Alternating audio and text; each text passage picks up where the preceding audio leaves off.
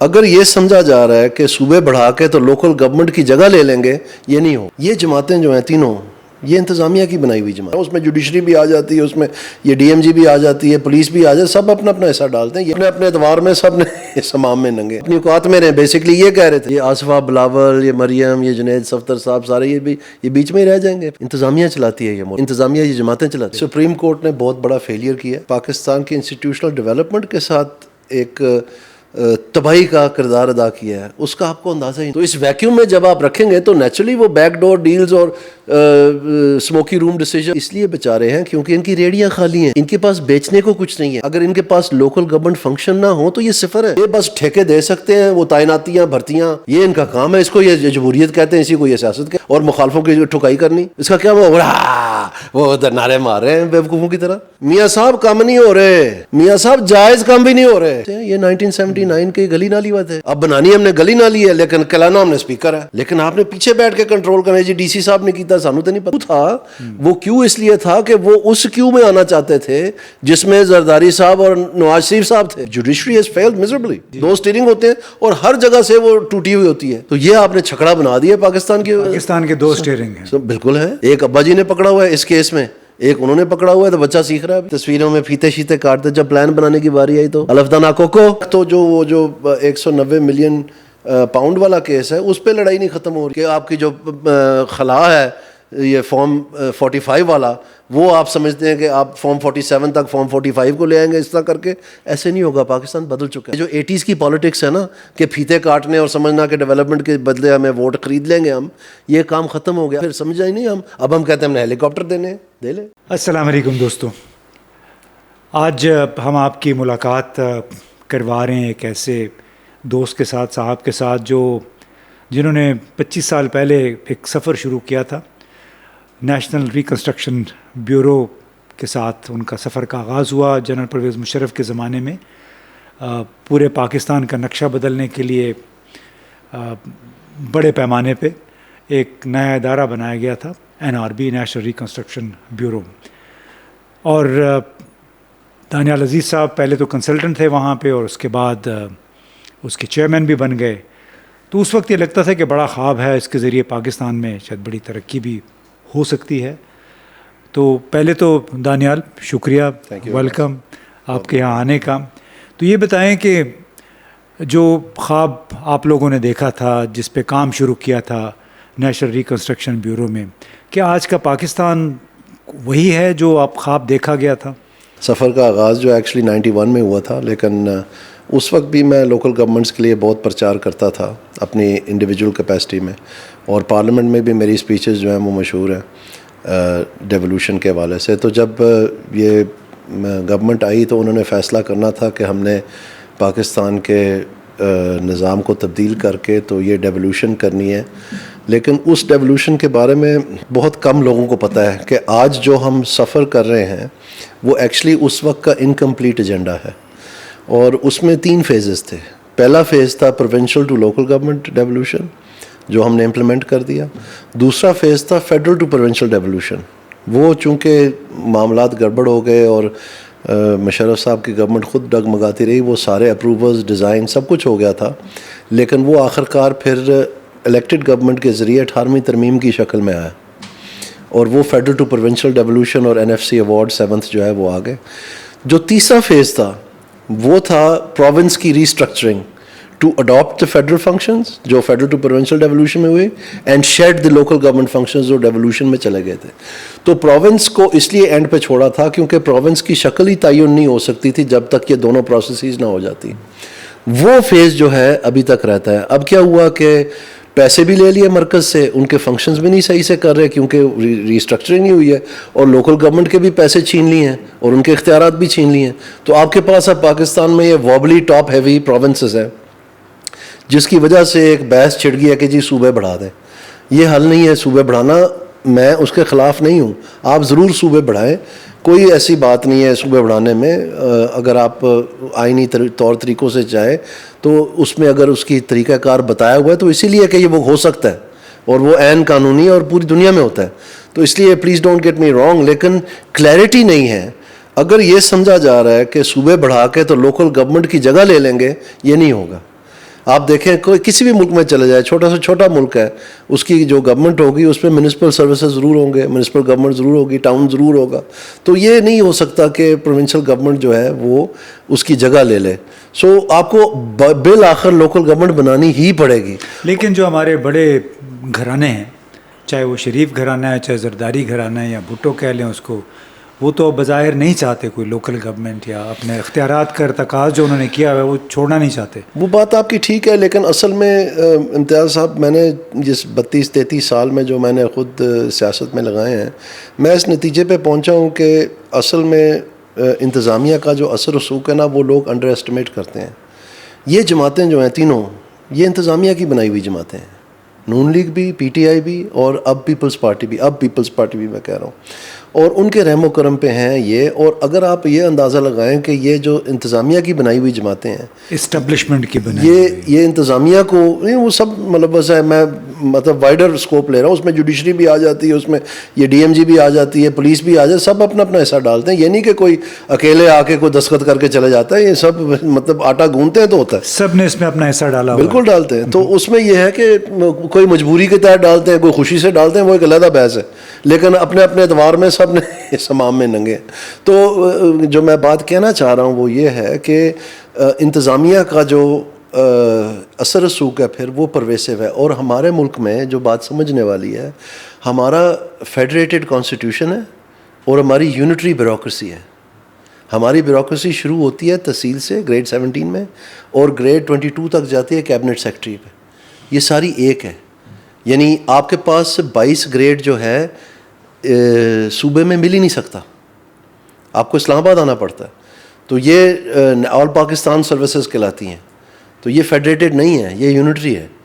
Constitution ہمارا federated ہے, اس میں اکائی ہیں اور وہ جمع ہو کے تو پاکستان بنتا ہے. تو جب یہ صورتحال ہو تو پھر آپ کی جو ہائرارکیکل پریشرز ہیں وہ کبھی ڈیولوشن کو ایکسیپٹ نہیں کر سکتے کہ جونیئرز فیصلہ کریں. یہ کیسے ہو سکتا ہے؟ آپ کو میں ایک مثال دیتا ہوں. اب ان بیچاروں کو تو پتہ ہی نہیں ہے, میں کیا سمجھاؤں پی ٹی آئی والوں کو یا نون لیگ والوں کو یا دوسروں کو. تو اس میں جو سٹی ڈسٹرکٹ گورنمنٹس تھیں 2001 کے ڈیولوشن پلان کے تحت, ان میں 21 گریڈ کے آفیسر تھے جس کو ڈی سی او کہتے ہیں. تو یہ ہر ڈویژنل ہیڈ کوارٹر کو سٹی ڈسٹرکٹ گورنمنٹ قرار دے دیا گیا تھا, یعنی ملتان, پنڈی, پشاور ایکسیٹرا ایکسیٹرا. تو اس میں 21 گریڈ کے ڈپارٹمنٹ کے ڈی سی او کے افسر تھے, ڈی ایم جی کے.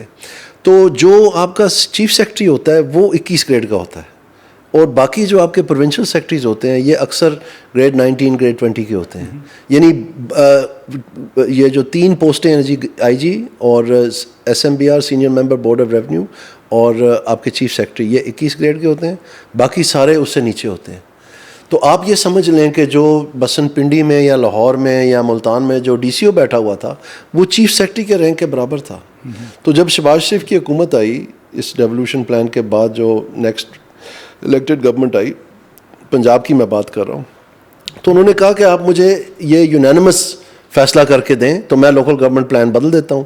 تو یہ میٹنگ بلاتے تھے لاہور میں, اس میں یہ 21 گریڈ کے ڈی سی او آتے تھے.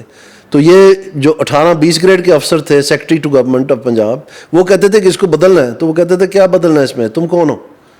نہیں ہو سکتا. یہ شہباز شریف کہتے تھے. نہیں, یہ 21 گریڈ کے ڈی سی او کہتے تھے 18 گریڈ کے سیکرٹریز کو کہ ہو آر یو, ہم 21 گریڈ ہیں, آپ 18-20 گریڈ ہیں, اپنی اوقات میں رہیں, بیسکلی یہ کہہ رہے تھے. تو وہ اپنے سینئرز کے سامنے بولتے نہیں تھے. تو ڈیولوشن تو ایکچولی وہ جو یونٹری اسٹیٹ ہے اس میں کیا نا. آپ سمجھیں میری بات کی فلو سمجھیں. تو وہ اصل مسئلہ بنا ہے. باقی سیاسی تو بیچارے تیار تھے, تو کیوں نہیں ہو سکا پھر یہ ریورس پورا 1.5 سال؟ اس لیے نہیں ہو سکا کیونکہ افسر اڑ گئے تھے. تو اس میں کیا ہوا فائنلی, پھر ایک دن جب یہ اپوزیشن سڑک پہ تھی چیرنگ کراس پہ, بائیکاٹ کر کے پروونشل اسمبلی کی پروسیڈنگز, انہوں نے رول سسپینڈ کر کے تو یہ شک جو ہے اس کو 21 سے 18 گریڈ کر دیا. اچھا. تو ان 21 گریڈوں کو پوسٹ آؤٹ کر دیا. پھر کنسنسس ہو گیا کیونکہ آگے جونیئرز بیٹھے تھے, تو انہوں نے ادھیڑ دیا سارا نظام. ایسے ہوا ہے. تو سبق کیا سیکھا ہم نے؟ سبق یہ سیکھا کہ اگر آپ واقعی ڈیولوشن چاہتے ہیں, سیاسیوں کے ساتھ تو بحث کرنے کی ضرورت ہی نہیں ہے. فرض کریں آپ آئین میں ڈال دیتے ہیں کہ ہر ڈسٹرکٹ کا ڈی سی جو ہے وہ 20 گریڈ کا ہوگا. اگر آئین میں ڈل جائے تو پھر کیا کریں گے یہ سارے؟ یہ آصفہ بلاول، یہ مریم، یہ جنید صفدر صاحب، سارے یہ بیچ میں ہی رہ جائیں گے. پھر کیا ہوگا؟ انتظامیہ چلاتی ہے یہ ملک، انتظامیہ یہ جماعتیں چلاتی ہیں. ان جماعتوں کے مرضی کے باوجود تب تک نہیں تبدیل کر سکے جب تک 21 گریڈ کے افسر نہیں وہاں سے تبدیل کیے تھے. نہیں تو اس میں اب آپ سمجھ رہے ہیں میری بات؟ میں بات تو سمجھ رہا ہوں، لیکن بات تو یہ کہ جو اتنے تسلسل کے ساتھ حکومتیں رہی ہیں، چاہے پنجاب ہے چاہے سندھ ہے، اس کے باوجود یہ بڑے گھرانے کیوں نہیں کر سکے ہیں؟ آپ نے 18ویں ترمیم بھی کر دی، اس کا آپ بظاہر چاہتے بھی ہیں، لیکن سپریم کورٹ کے حکم کے تحت آپ بھی کیمپیننگ کرتے رہے. سپریم کورٹ نے کہا تو تب پھر اس وقت لوکل گورنمنٹ الیکشن بھی ہوئے تھے کچھ عرصہ پہلے. سپریم کورٹ نے بہت بڑا فیلئر کیا، اور میں سمجھتا ہوں کہ جو پاکستان کی ڈیموکریسی کے ساتھ جو زیادتی کی سو کی ثاقب نثار صاحب نے، لیکن جو انہوں نے پاکستان کی انسٹیٹیوشنل ڈیولپمنٹ کے ساتھ ایک تباہی کا کردار ادا کیا ہے، اس کا آپ کو اندازہ ہی نہیں ہے. کیونکہ یہ جو شاہ صاحب ہیں جو اس وقت سپریم کورٹ میں سینئر پریسیڈنگ جج ہیں، اور یہ پہلے chief justice Lahore high court تھے، اس وقت ایک جیل روڈ کا کیس ہوا تھا جس میں انہوں نے ایک بہت عالی شان اور اعلیٰ درجے کا کمپریہنسو ڈیسیجن دیا تھا، آئین کی ترجمانی 140A کی کرتے ہوئے، اور اس میں انہوں نے لوکل گورنمنٹس کو آن فرم فوٹنگ ڈال دیا تھا. سارے پہلو جو ہے انہوں نے انکلکیٹ کر لیے تھے. تو وہ ثاقب نثار صاحب نے سیٹ اسائڈ کر دیا ایک عجیب و غریب پیمانے بنا کے، جس طرح کہ یہ کوئی پولیس مین ٹریفک لائٹ پہ کھڑا ہے کہ یہ بتائیں گے کہ کون سی گاڑی جائے گی، کون سی گاڑی آئے گی، اور کون سی لائٹ پیلی ہے، کون سی لال ہے. یہ تو آپ ریگولیٹر تو نہیں ہیں supreme court. Supreme court is a interpreting body of the constitution. تو وہ ریگولیٹر کے چکر میں کہ we will step in as and when we see کہ یہ ہوگا، مطلب آپ نے نگرانی شروع کر دینی ہے. آپ کا کیا کام ہے؟ یہ ایگزیکٹو کا فنکشن بالکل فضول ڈیسیجن، اور اس طرح بے شمار انہوں نے کیے ہیں. اس کے بعد جو آئے ہیں بندیال صاحب تھے یا گلزار صاحب تھے، ان ساروں نے بڑا ہیم ہینڈڈ پیس میل انٹرپریٹیشن کی ہے، ایک شک کی، آدھی شک کی 140A کی. 140A میں لکھا ہوا کیا ہے؟ Each province shall by law establish a local government system and do what? And devolve. Okay. Not or devolve, and devolve financial, administrative and political authority and responsibility to the elected representatives of such local governments. ٹھیک ہے؟ تو آپ جو بھی قانون بنائیں گے shall by law establish، اس میں کیا ہوگا؟ and devolve. اختیارات جی، not and centralize، یہ تو نہیں لکھا نا جی. تو اس بات پہ کسی بھی ججمنٹ نے، ہم نے ایڑی چوٹی کا زور، میری ججمنٹ سے ساری، میں ہی درخواستی تھا اس میں، اس پہ آتے نہیں تھے انٹر ٹیمپرل پہ، کہ جب یہ پاس ہو گیا جو اختیارات ان کے پاس تھے financial, administrative and political authority and responsibility, اس کو تو آپ نے انتقال کا کیا مطلب ہے؟ اس کو ان کا ہو گیا. یہ جو پالیسی ہے، یہ تو یہ نہیں ہے کہ آپ کو وقتی طور پہ لیز پہ دے دیا.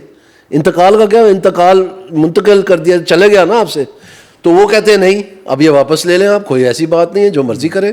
تو آئین کی انہوں نے اصل میں پاسداری نہیں کی. آپ امیجن کریں کہ انہوں نے ایک کمپریہنسو ڈیسیجن اس بات پہ دیا ہوتا کہ جو اختیارات، دیکھیں یہ جو کالے دھبے نکالنے تھے نا آئین سے 18ویں ترمیم نے، جو کہ مختلف ڈکٹیٹرز کے نام وہ ڈالتے تھے، رضا ربانی صاحب اور اس وقت کے جو یہ نون لیگ والے صاحبان تھے، یہی کہتے تھے نا.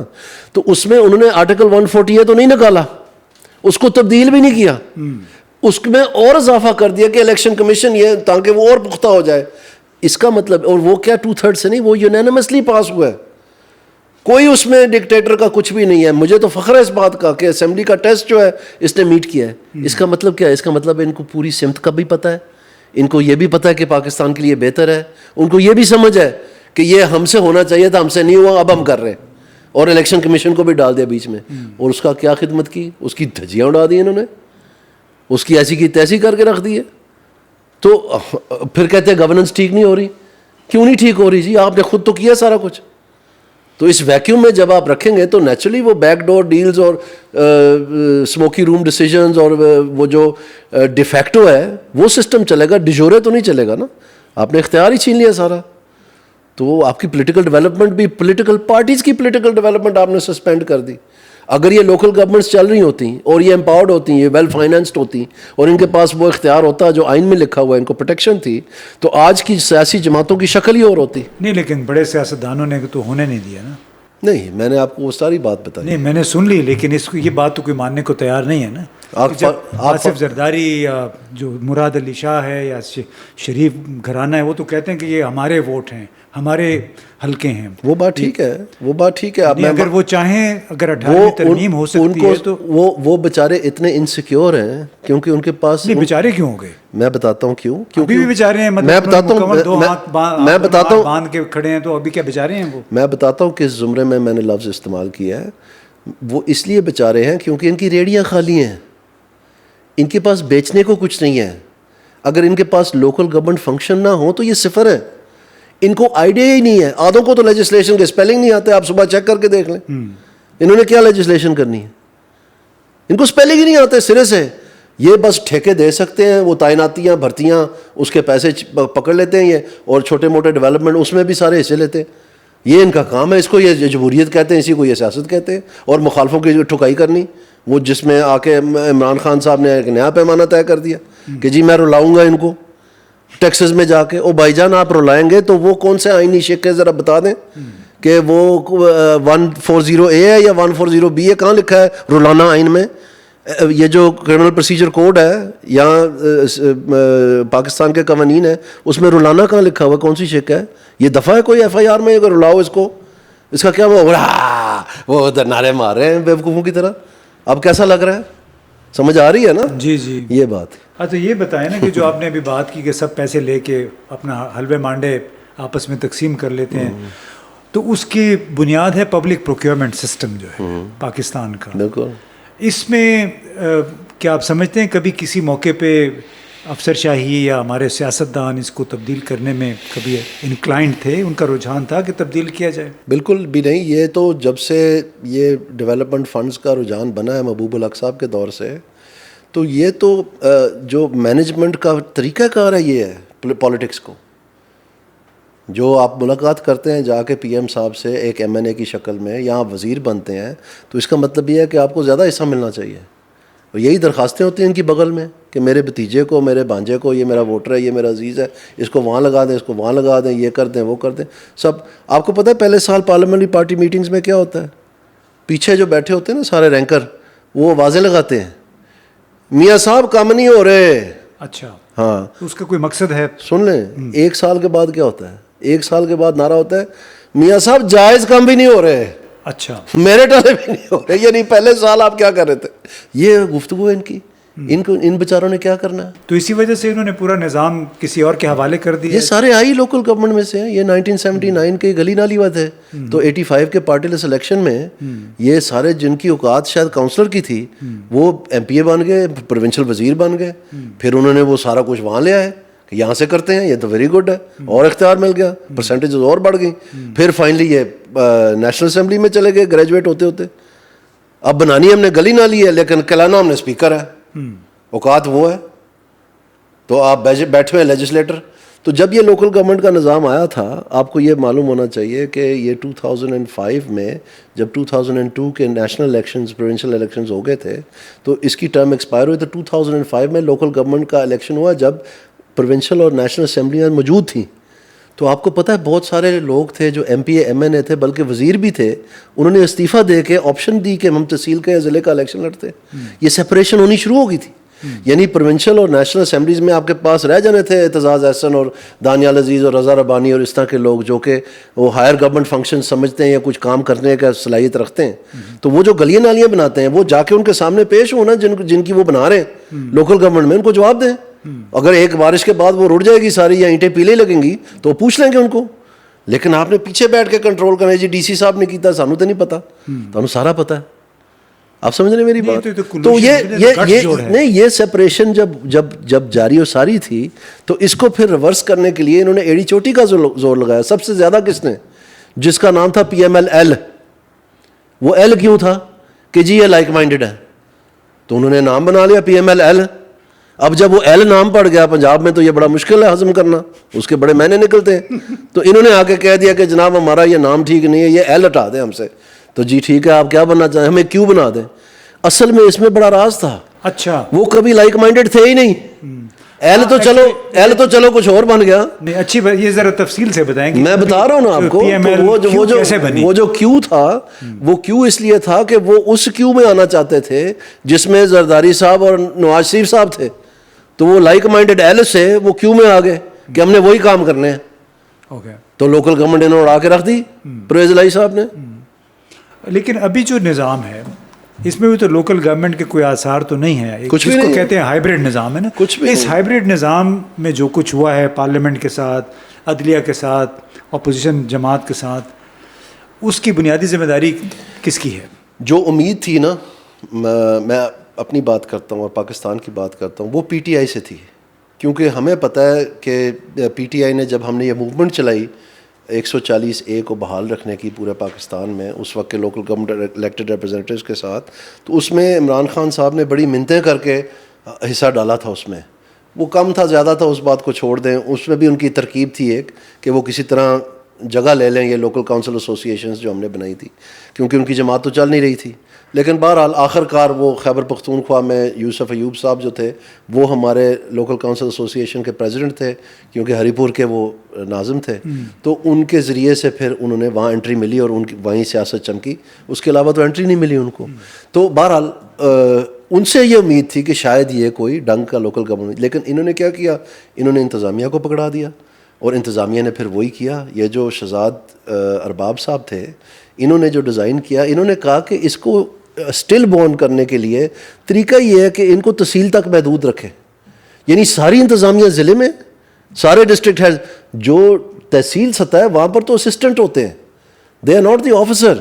You have for example executive district officer at district level, اور وہاں پر تحصیل میں اسسٹنٹ ہے, تو وہ تو ڈیسیجن کر ہی نہیں سکتا, وہ تو اسسٹ کر رہا ہے ڈیسیجن میکر کو.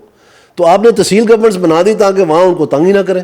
کیسی مزیدار بات, خوبصورت بات کی, سارے اتار دیا لوکل گورنمنٹ کا, اور ولیج کاؤنسلز بنا دی کہ ان کا پھیلاؤ ہی اتنا ہو جائے کہ ان کو کوئی پوچھ ہی نہ سکے, یہ اتنے زیادہ ہو جائے. تو اب ولیج کاؤنسلز بیچاری روز آ کے ادھر جلوس نکالتی ہیں, پشاور میں جلوس نکالتی ہیں, ان کے پیسے بھی چھین لیے اور ان کے اختیارات بھی کوئی نہیں ہے. تو سپریم کورٹ چپ کر کے بیٹھ کے دیکھ رہی ہے تماشا. یہ تھا 140A کی ترجمانی جو کی ہے ماشاء اللہ. اور صوبوں کی بات کر, پشاور ہائی کورٹ ایک فیصلہ کرتی ہے تو وہ پنجاب کے اوپر اتنا ہی بائنڈنگ ہے جتنا وہ پنجاب, کیونکہ وہ آئینی درخواستیں ہیں. تو ابھی کیا کورٹ کے فیصلے کوئی مان رہا ہے اس وقت؟ نہیں, میرا کہنے کا مقصد یہ فیصلہ تو آ جائے, ماننا بعد کی بات ہے, شروع تو ہونا پروسیس. عدالتوں کو کیا فیصلہ کرنے کے قابل چھوڑا؟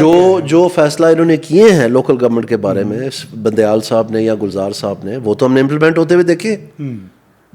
ٹھیک ہے, so it's not all lost. Judiciary has failed miserably. Frankly speaking, they wanted to play games with the executive rather than implement the constitution. And look where it got them. Now the executive has done a full blown job نا, اب طبیعت fresh ہو گئی ہے. تو یہ بتائیں کہ جو پنجاب میں یا سندھ میں اس وقت جو حکمرانی چل رہی ہے, میں دیکھ رہا تھا کہ بلاول زرداری نے ابھی بیان دیا کہ سیلاب آ رہے ہیں تو ہمیں بڑا ٹرانسپیرنٹ ہونا چاہیے, اور پتہ نہیں کس کو کہہ رہے ہیں, آپ بتائیں یہ اپیل کس سے وہ کر رہے ہیں؟ یہ اپنے سے ہی کر رہے ہوں گے جی. یہ ہمیشہ ہی ہوتا ہے کہ ہم نے بڑی صاف ستھری اور شفاف چلانی ہے. آپ یہ پنجاب میں دیکھ لیں, جتنے فنکشن یہ اشتہار لگا رہے ہیں 60 صفحے کے, وہ سارے کس سطح کے فنکشنز ہیں؟ وہ سارے میونسپل فنکشنز ہیں. یہ پانی کا نکاس, یہ جو آپ ماشاءاللہ ہمیں بتا رہے ہیں اسکولوں میں دودھ دینا, یہ BHU کا فنکشن جو ہے, یہ جو صفائی ستھرائی کا نظام ہے, یہ سب سرین لوکل گورنمنٹ فنکشنز ہیں. تو یہ وہ اگر فرض کریں یہ ان کے پاس نہ ہوتا ایک منٹ کے لیے, تو کیا بتا رہے ہوتے بھی, وہ کیا کر رہے ہوتے, کس چیز کا کارڈ بانٹ رہے ہوتے, وہ جو کارڈ پتوں کی وجہ سے. وزیر اعلیٰ کا حق نہیں ہے کہ وہ جائے لوگوں کے ساتھ ملے؟ ان کو اندازہ ہی نہیں ہے کہ اس کے علاوہ بھی کوئی فنکشن ہوتے ہیں. ان کی سوچ ہی اتنی محدود ہے, ویژن ہی نہیں ہے.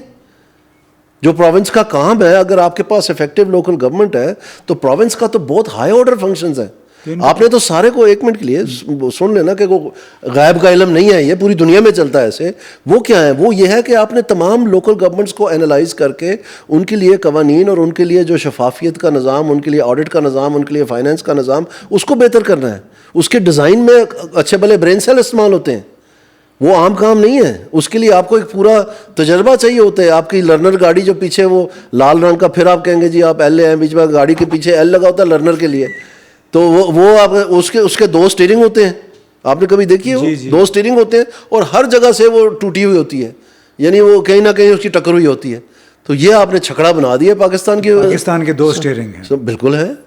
ایک ابا جی نے پکڑا ہوا ہے اس کیس میں, ایک انہوں نے پکڑا ہوا ہے, تو بچہ سیکھ رہا ہے ابھی. اس ڈبل سٹیئرنگ کی وجہ سے پاکستان کی ساکھ کریڈیبلٹی جو ہے وہ بھی کس حد تک متاثر ہوئی ہے کہ جب ہم 2022 کے سیلاب آئے, پھر جنوری 2023 میں جنیوا میں بہت بڑی کانفرنس ہوئی, $9 ارب وعدے کیے گئے مختلف اداروں کی طرف سے, اس میں سے مشکل سے 20-25% ملے, کچھ امداد تھی, باقی سارا قرضوں کی صورت میں پاکستان کو ملا. اب مزید میرا خیال ہے ہم اسی طرف جا رہے ہیں, دوبارہ پیسے مانگیں گے. تو کریڈیبلٹی جو ہے کیا پاکستان اس نظام کی کھو چکی ہے؟ اس کی تھوڑی سی میں آپ کو ریفریش کر دوں.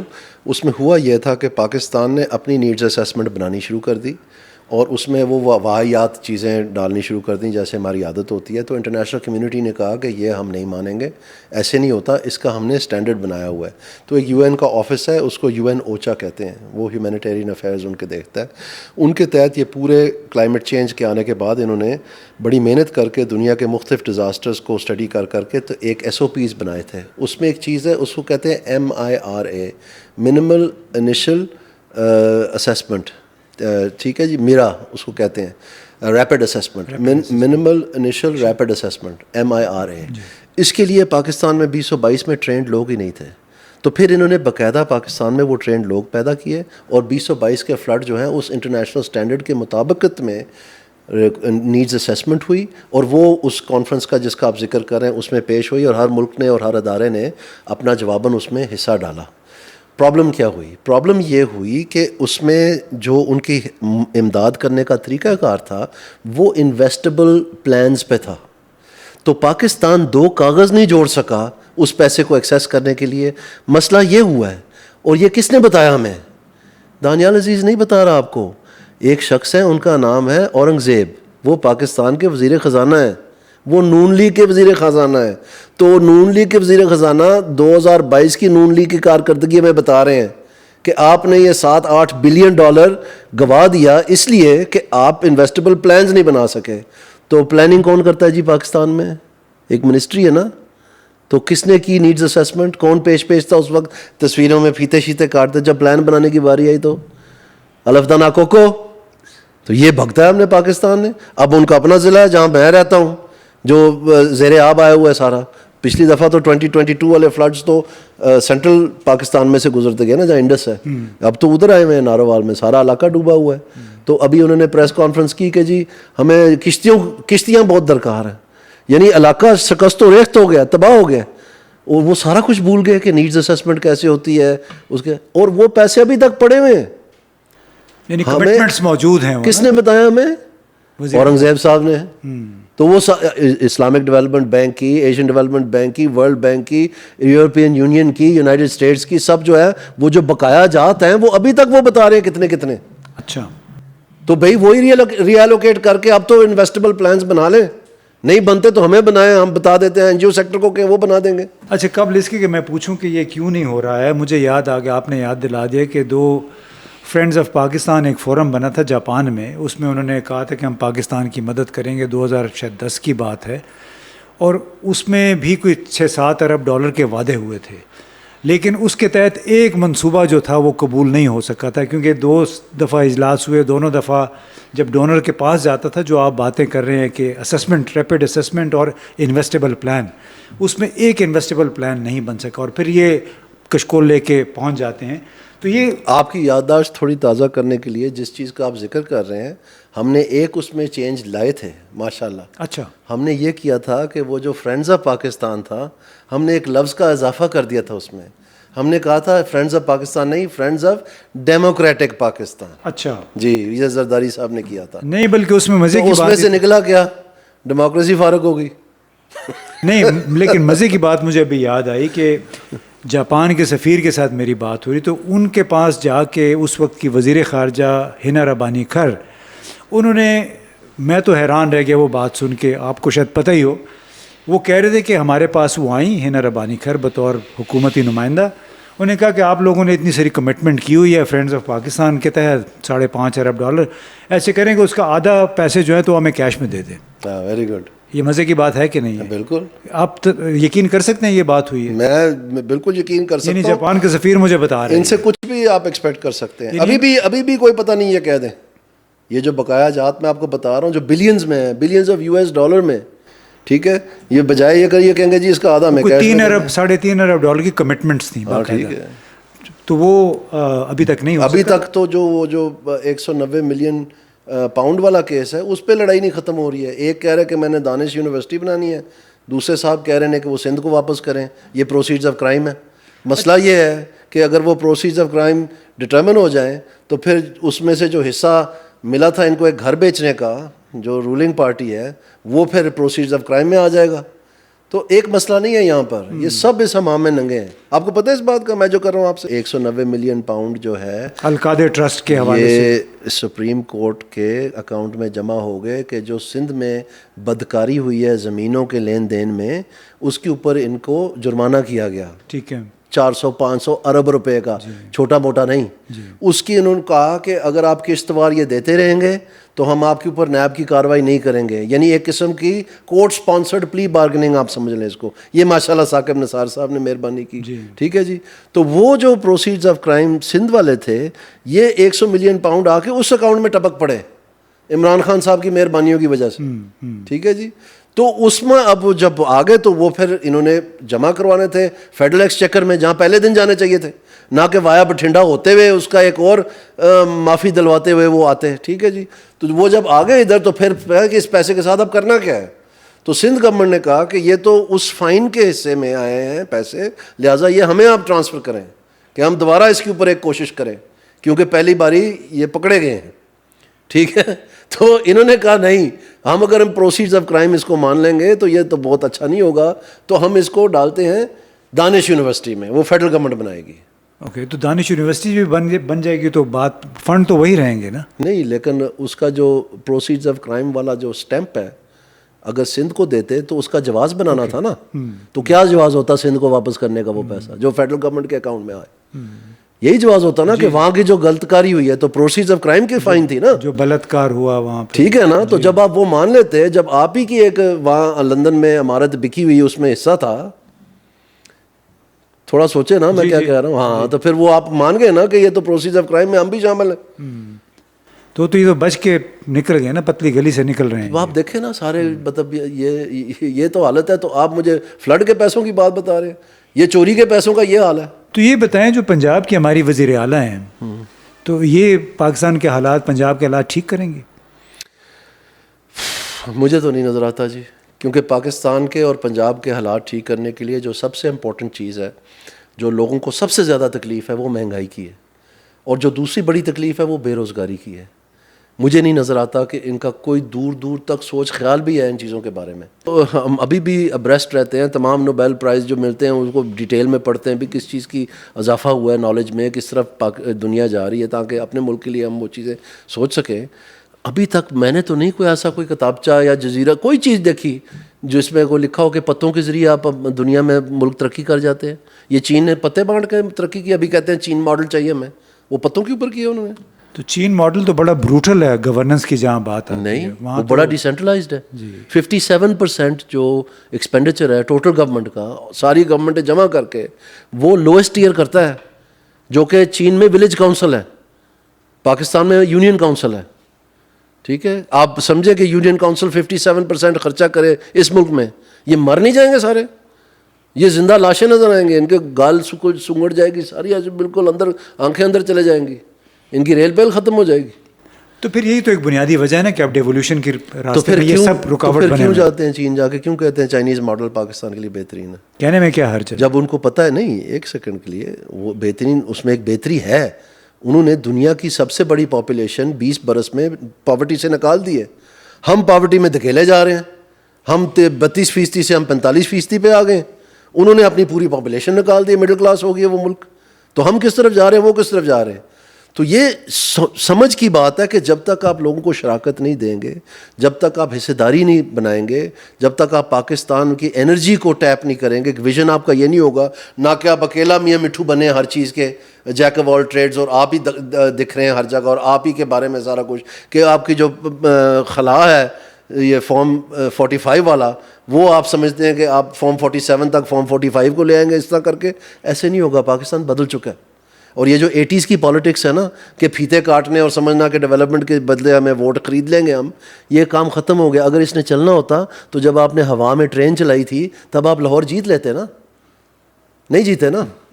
تو پھر سمجھا ہی نہیں ہم. اب ہم کہتے ہیں ہم نے ہیلی کاپٹر دینے، دے لیں، سمجھ آ جائے گی. چلیں، بہت بہت شکریہ. Thank you very much. بڑی زبردست آپ نے گفتگو سنی. نتیجہ آپ خود اخذ کر لیں کہ ایک طرف ہم چین کو فالو کرنا چاہتے ہیں، پیروی کرنا چاہتے ہیں، لیکن وہ جو اچھی باتیں ہیں جو دانیال صاحب نے بتائی کہ وہاں تو 57% سارا لوکل گورنمنٹ ہے، بالکل نچلی سطح پہ. یہاں پہ یہ تیار نہیں ہے، کیونکہ اگر یہ تیار ہو گئے تو ان کے پھر اپنے اللہ تللے بند ہو جائیں گے. اب اللہ پاکستان کی مدد کرے، ان لوگوں نے تو شاید نہیں کرنی. بہت بہت شکریہ.